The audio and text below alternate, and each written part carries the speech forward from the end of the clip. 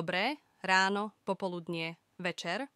V dnešnom hlavnom príbehu sa rastúce obavy týkajúce sa jadrovej energie a obrany naďalej stávajú titulkami po celom svete. Poďme sa ponoriť do najnovšieho vývoja.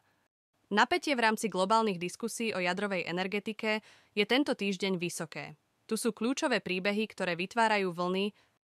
Prvé medzinárodné jadrové dohody, okolo Iran Nuclear Deal, sa začalo nové kolo diplomatických rozhovorov, na ktorých sa stretli predstavitelia USA, Európy a Iránu, aby prediskutovali podmienky. Rokovania sa sústreďujú na obmedzenia obohacovania uránu a zmiernenie sankcií, pričom medzinárodné spoločenstvo sa snaží zabrániť šíreniu jadrových zbraní v regióne. Druhé rozšírenie jadrovej energetiky. Krajiny ako Čína a India pokračujú v zintenzívňovaní projektov jadrovej energie ako súčasť snahy o čistejšie a spoľahlivejšie zdroje energie. Obe krajiny plánujú v najbližších 10 ročiach postaviť desiatky nových reaktorov s cieľom znížiť závislosť od fosílnych palív a splniť medzinárodné klimatické ciele.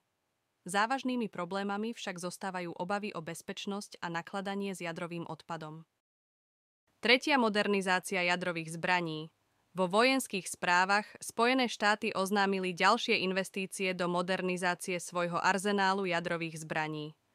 Predstavitelia obrany uvádzajú potrebu zachovať strategické odstrašenie proti rastúcim hrozbám zo strany krajín ako Rusko a Severná Kórea.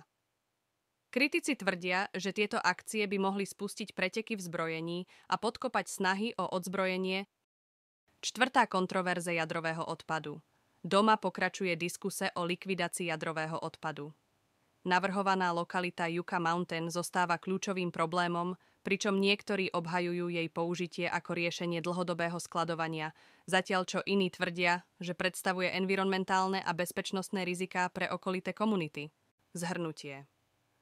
Od energetiky po obranu sa globálna nukleárna krajina rýchlo vyvíja a prináša príležitosti aj výzvy do popredia. Tento vývoj budeme naďalej pozorne sledovať,